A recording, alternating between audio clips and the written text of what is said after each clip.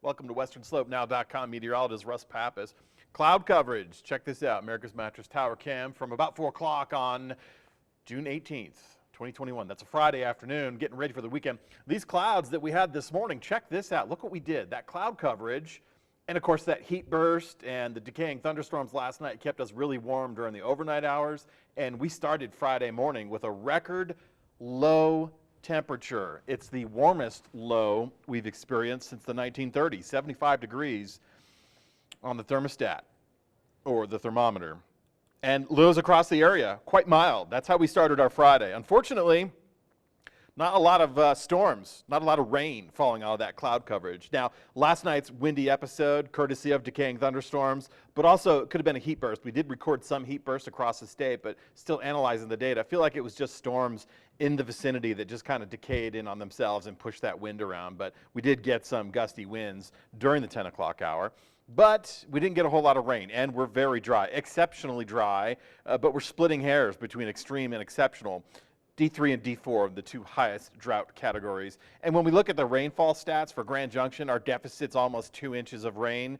We've only received a little over 2 inches of rain, and the norm for this time of the year is a 4 across the board. We're just not there, and one little storm, like what we have the potential for Saturday after lunch, one little storm will not do it, especially when we're only getting 1 drop of rain and we have this excessively dry layer across the area.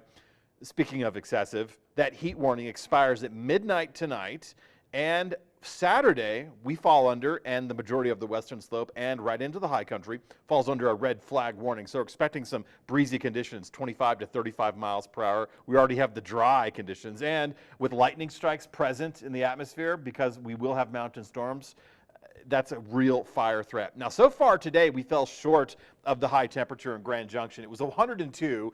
I always felt like we could make a tie. We would never topple it. And with the cloud coverage, that was a pretty decent defense. And you can see here, so far today, we haven't even hit the triple digits. So that's some relief. We're not done with triple digit readings. We will revisit near 100 degrees tomorrow on Saturday.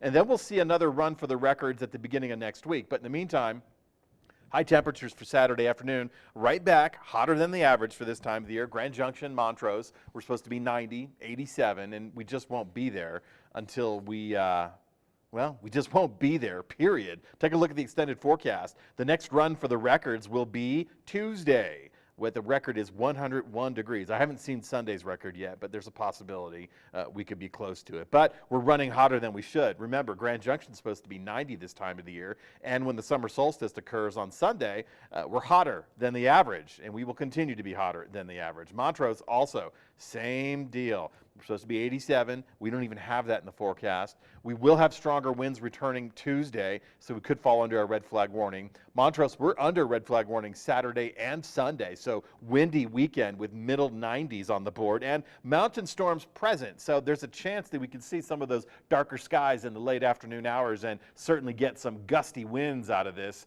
But please be fire weather aware.